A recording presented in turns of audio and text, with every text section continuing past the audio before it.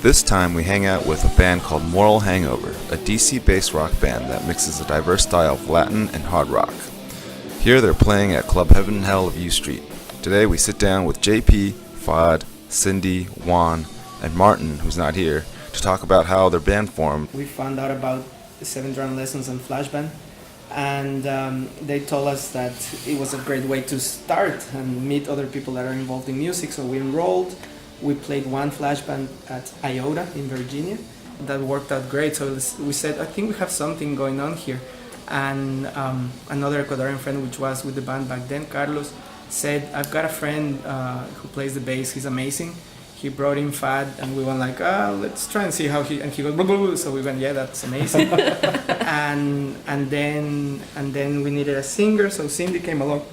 And we actually went to a party with JP. Yeah. Mm-hmm. And we were having a couple of drinks, so we went like, let's do some guitar playing and singing. And Cindy started singing, and I go, JP, we should invite her over to sing with us. And we did, and that was more than a year ago. Yeah, I remember. And that's that how day. the band formed.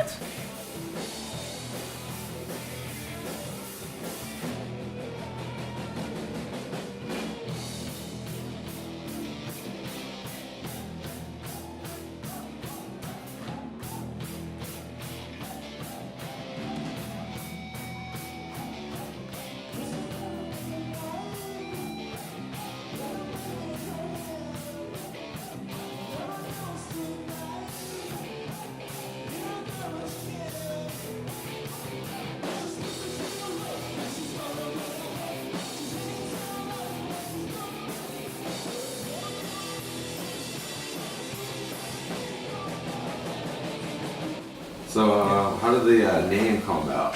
Moral Hangover. A WhatsApp group. JP, you wanna? I don't know. I just came with the idea. I mean, it's we It's a do Spanish use word. that sentence in Spanish. So something we say. Spanish, but with Ecuadorian tone, because it's called chuchaki Moral. moral. Yeah. So hangover in Spanish, but Spanish from Ecuador. It's called chuchaki, which is a very funny word. Funny word. Basically, when you wake up like, oh shit, Yeah. what did I do last night? But you didn't have even one drink.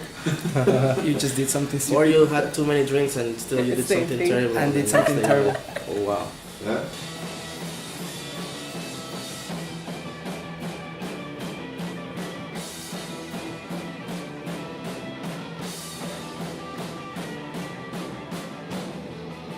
How often do you guys practice? It's hard to kind of get all the schedules down.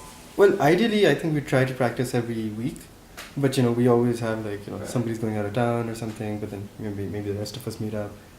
So, but I think having the Jam Hub means we are very flexible about when we can meet up.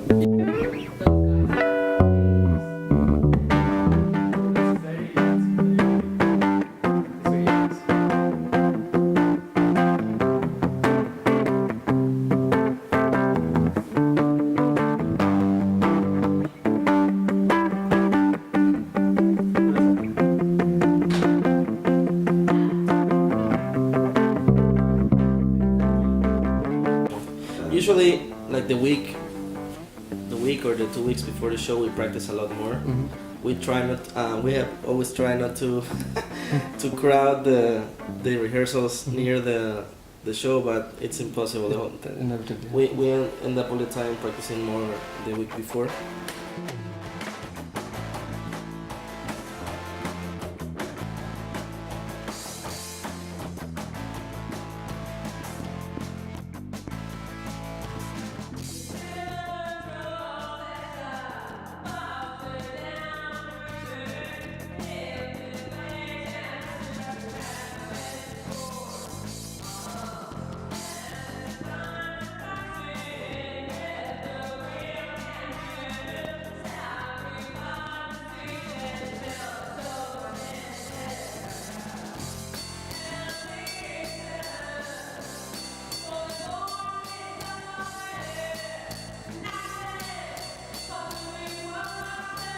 So like, so I know you guys do your own songs too, right? As well as Right. some covers. True. So what's like the songwriting process? Who comes up with the first idea? How does that work? Do you guys just jam it out, or? Yeah, well, lately Juanca is the songwriter. Okay. He's a great songwriter. So I have to say that I usually am the least shy of these guys in every single respect. Okay. I'm usually the politically incorrect, the one that says the hard stuff, the one that says you're not getting that part right, and Yeah. I'm also the one that doesn't shy away from bringing in ideas. But with that said, I think both these guys are brilliant songwriters. Fad recently came up with a rock song mixed with Pakistani sounds that we just didn't do because we all went on Christmas That's true. holidays. Yeah.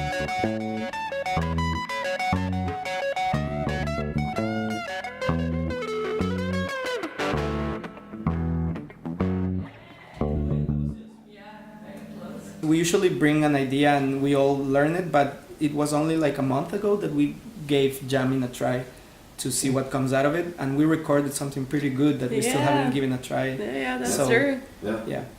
So like, you guys like to describe kind of one of your live shows. What's that usually like? So I think we have like two different sides to us. We Yeah. have like the American rock side, and then we have this Latin rock side. And I think we're always trying to balance between the two. And I think like having like a bunch of Ecuadorians and Martins from Chile, Yeah. you know, I think we get that side down, and we're really happy with what we come out, you know, what comes out of that. And then beyond that, we also have the American rock side, which we're, you know, all into. We grew up listening to.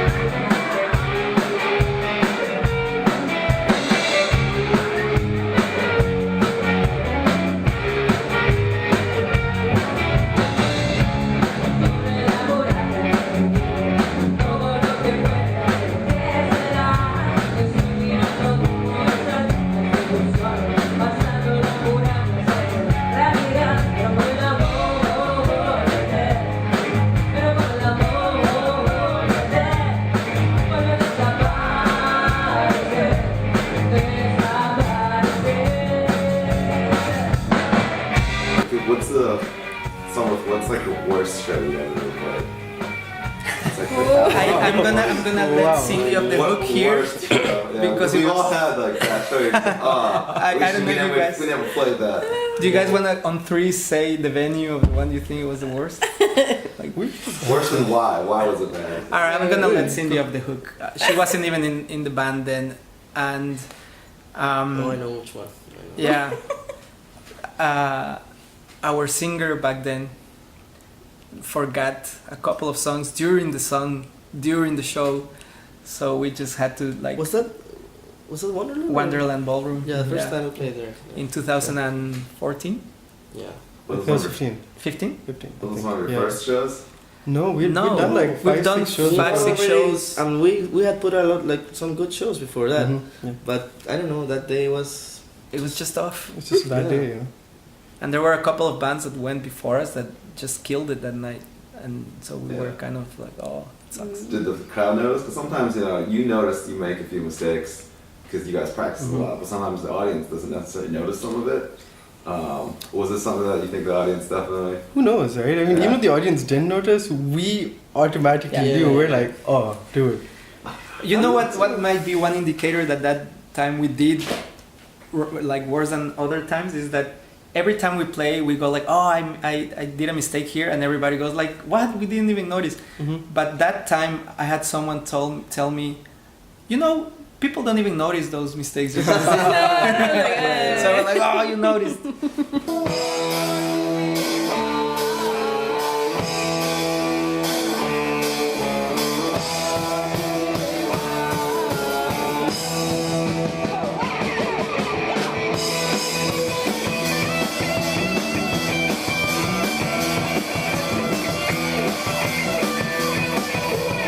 Tour? Or like I know you guys play a lot of shows in DC.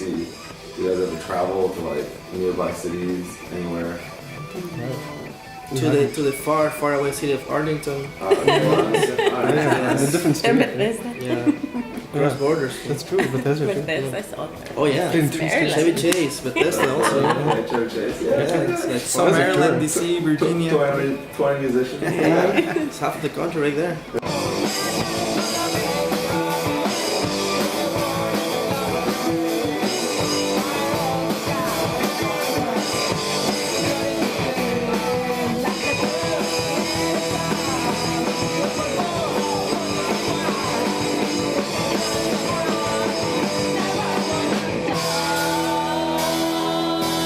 So any funny stories out of all these places that you've been in? We played the Jam Boogie Fest. Mm-hmm. The people there are great. Actually, it's nothing to do with the organizers or the festival. They are awesome. Told us they were gonna have a house drum set, but by the time we jumped on stage, different people that were lending their parts They're just went, taking oh, the that's parts mine, that's mine. So I ended up playing just with one hi-hat, one snare drum, and one. And even the one- snare wasn't the good snare. Oh, they took the good snare off and they brought the bad one. It sounded like a tom, basically. It sounded And like he made Queen. it. And he made The it. snare sounds like same as like it sounded weird.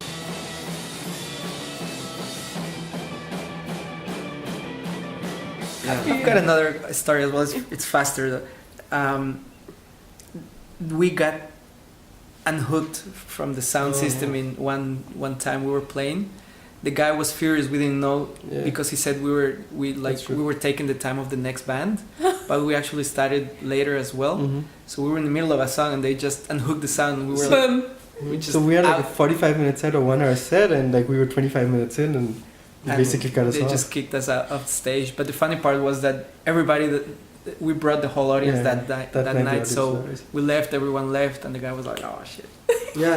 I mean, the word was empty. Yeah. Alright, so what about the best show you guys ever played? Oh, in terms of, I think Yeah, in terms of quality, the sound, the venue, the people response, and, Yeah. and probably our spirits. I think it was Tropicalia. And they have a It's big really, stage. really and like good. the sound is, they have a sound guy, and they have the sound is really good. So they mic everything up. Mm-hmm. You can feel the vibe of the Mhm. audience there. So it's really Yeah. nice. It's in U Street, and the capacity is about 250 to Right, 300 people. And that night there were like 260 That people or night there something. it was Like- like completely booked. And the thing is that there was a big earthquake in Ecuador that last year. There's in the band there's 3 Ecuadorians, JP, Cindy, and myself, and we decided to do an earthquake relief show, and all the profits would go to Ecuador for the earthquake, and we ended up raising close to $4,000, and then we donated to UNICEF Ecuador, and they duplicated our donation, so it went up to $8,000. Wow. And so it was like Cindy said, it was the spirit of the thing. It was the great sound. The sound guy was amazing. It's like a- It was the It's people, awesome. the energy, and we did a complete 100% Latin rock show. Mm-hmm. So the whole crowd was singing along to the songs. It was just, Yeah. it was just great. But I think that's the most important thing. The Yeah. energy of the crowd was just so It was- awesome that Yeah. night that we just sort of like, we were in like a different plane that Yeah. night. Yeah, puts you in the zone. Yeah, exactly. Exactly. It's like Puts you in everything circled back, right? We give energy, we receive it, and we were like, it was very. The full set is up on YouTube. But